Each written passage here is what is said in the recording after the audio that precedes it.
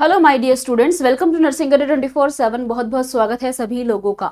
तो इस वीडियो में हम लोग डिस्कस करने वाले हैं जो फीमेल स्टाफ नर्स की वैकेंसी निकली है ईएमआरएस के अंदर, उसके ऑफिशियल सिलेबस के बारे में कि भाई क्या सिलेबस है। जैसे कि आपको पता ही है, दो एग्जाम है, एक है टायर 1, एक है टायर 2। दोनों के बारे में बात करेंगे कि टायर 1 का क्या सिलेबस रहने वाला है, टायर 2 का क्या सिलेबस रहने वाला है। तो इसके ऊपर मैंने पहले भी वीडियो ईएमआरएस के ऊपर बनाया था, तब मैंने आपको बताया था कि जो टायर 1 एग्जाम रहने वाला है उसके अंदर सिर्फ नॉन नर्सिंग आने वाली है, और विच इज कितने मार्क्स की रहने वाली है, of 100 marks.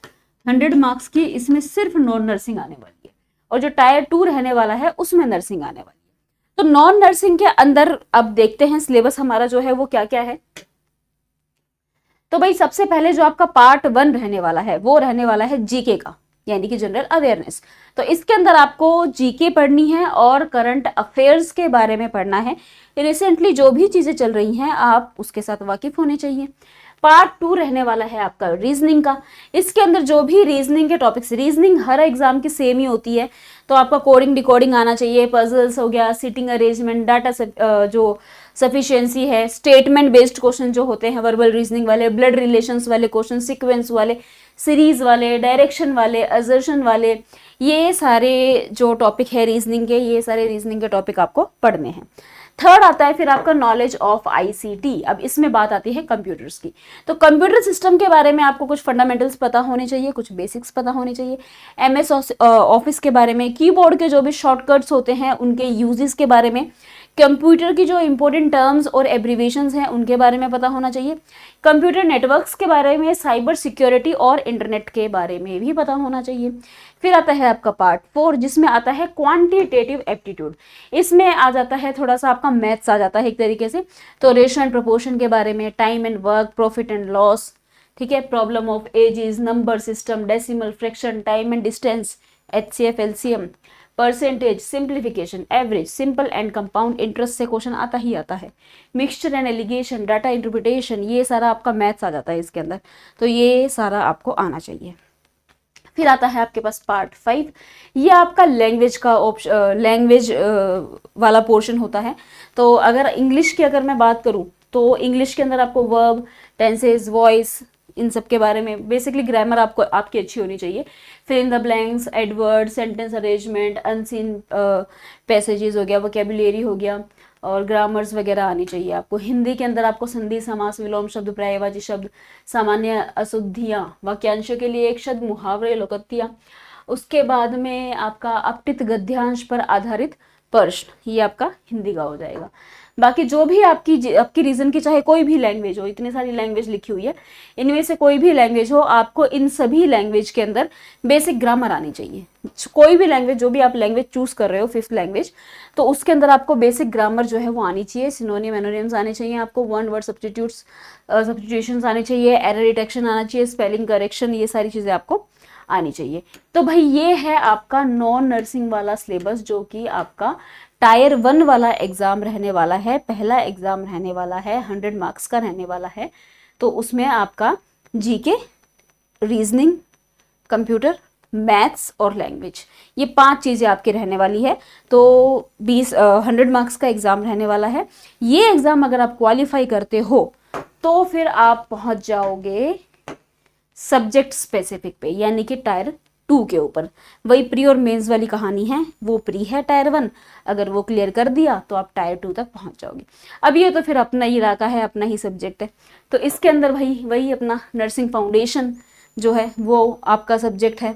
Medical surgical nursing है, पीडियाट्रिक नर्सिंग है, mental health nursing, OBGYN, gynae, community, anatomy, physiology, psychology, sociology, nutrition, dietitian, microbiology, biochemistry and first aid, ये आपके हो गए हैं टायर 2 वाला।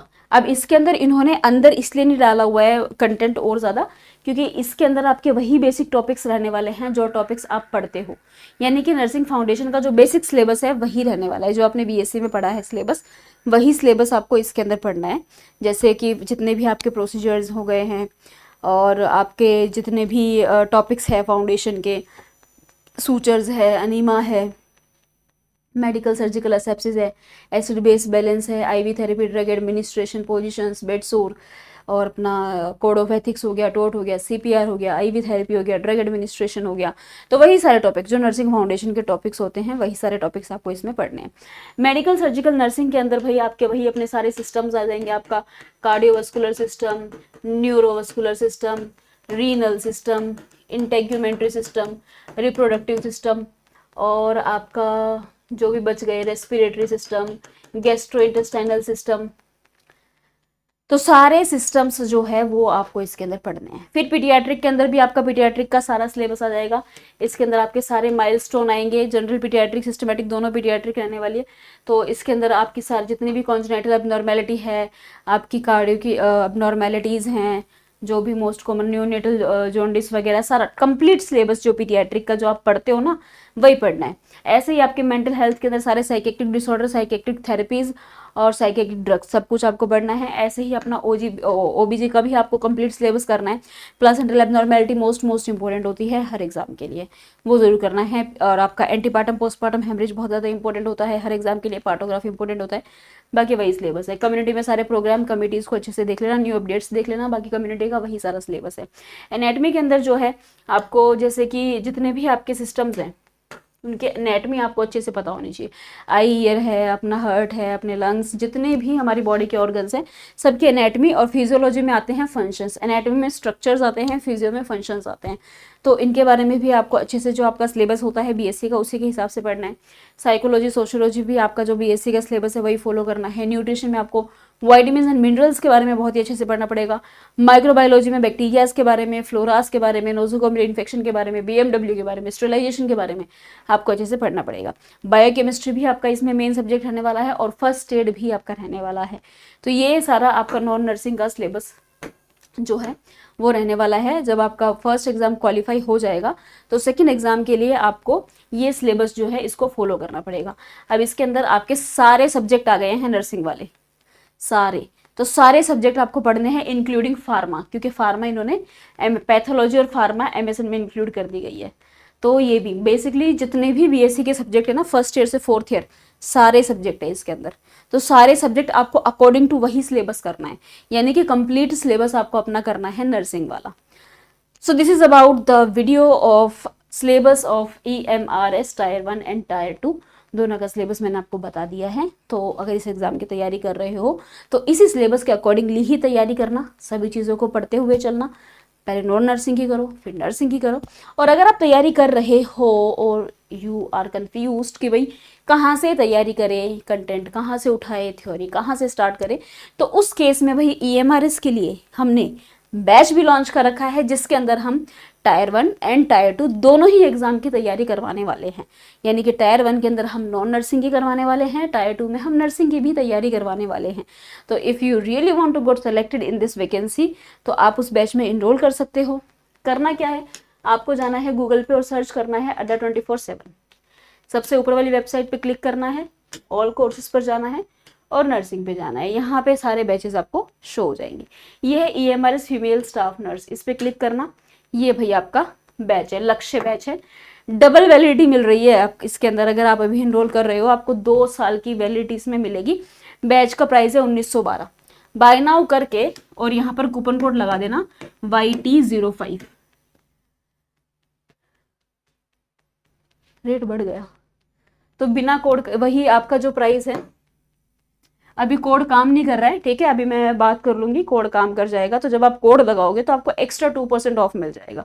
तो आपका एक्स्ट्रा 2% ऑफ वाला ऑफर जो है वो आपका इसमें लग जाएगा। जैसे कि अभी जो इसका प्राइस था वो 1912 है, 78% ऑफ है। कोड लगाने के बाद में एक्स्ट्रा 2% ऑफ आपको इसमें मिल जाएगा। थोड़ी देर बाद जब कोड लगाओगे तो कोड वर्क करने लगेगा। तो इस तरीके से आप इस बैच में इनरोल कर सकते हो। इसमें आपको लाइव एंड रिकॉर्डेड क्लासेस भी मिलेंगी, आपको PDF नोट्स भी मिलेंगे, आपको MCQ सेशंस भी मिलेंगे। सारी चीज़ें आपको इस क्लास के अंदर मिलने वाली है। अच्छी बात है कि आपको 2 साल की वैलिडिटी के साथ में ये बैच मिलेगा, प्लस आपकी नॉन नर्सिंग और नर्सिंग दोनों की तैयारी करवाई जाएगी, क्योंकि नर्सिंग तक पहुंचने के लिए आपके सामने नॉन नर्सिंग खड़ी है 100 नंबर की। पूरा एक एग्जाम है, और अगर इसमें सिलेक्शन चाहिए तो उस एग्जाम को क्रैक करने के लिए आपको जी तोड़ मेहनत करनी पड़ेगी। तो भाई अगर तैयारी करना चाहते हो, नॉन नर्सिंग नहीं आती है, वीक है, आप इस बैच में एनरोल करो। पहले टायर 1 की तैयारी करेंगे, फिर हम टायर 2 की तैयारी करेंगे। सारी तैयारी जो है वो आपको इसमें करवाई जाएगी। अगर ऐसा है कि आप और भी किसी एग्जाम की तैयारी कर रहे हो, एक बैच में इन्वेस्ट नहीं कर सकते हो क्योंकि आप आरआरबी की भी कर रहे हो, आप नोटसेट की भी कर रहे हो, तो उस केस में भी हमारे पास एक बैच है नर्सिंग महापैक। ये आपको ट्रिपल वैलिडिटी के साथ मिलने वाला है, 3 साल की वैलिडिटी के साथ मिल रहा है। कूपन कोड अभी वर्क नहीं कर रहा है, थोड़ी देर बाद जब अप्लाई करोगे तो वर्क करने लगेगा, अभी वर्क नहीं कर रहा है। तो अभी जब आप परचेज करो अगर, तो लगा के देख लेना YT05, तो एक्स्ट्रा 2% आपको ऑफ मिल जाएगा। 2868 में मिल रहा है, कूपन कोड लगाओगे आपको एक्स्ट्रा 2% ऑफ मिल जाएगा। ये सभी एग्जाम के लिए है, जितने भी एग्जाम निकलते हैं सभी एग्जाम के लिए ये, फिर आपको अलग से बैचेस लेने की रिक्वायरमेंट नहीं है। अगर कोई भी क्वेरी आती है बैच के रिगार्डिंग तो स्क्रीन पे जो नंबर आ रहा है 9958776247, वहाँ भी कॉल कर सकते हो। बैचेस का लिंक आपको डिस्क्रिप्शन में भी मिल सकता है, और आप कमेंट भी कर सकते हो अगर आपको कोई भी क्वेरी है। So this is all about this video. कोई भी क्वेरी है तो कमेंट सेक्शन में कमेंट जरूर करना, क्लास को लाइक कर देना, चैनल को सब्सक्राइब कर देना। Thank you so much.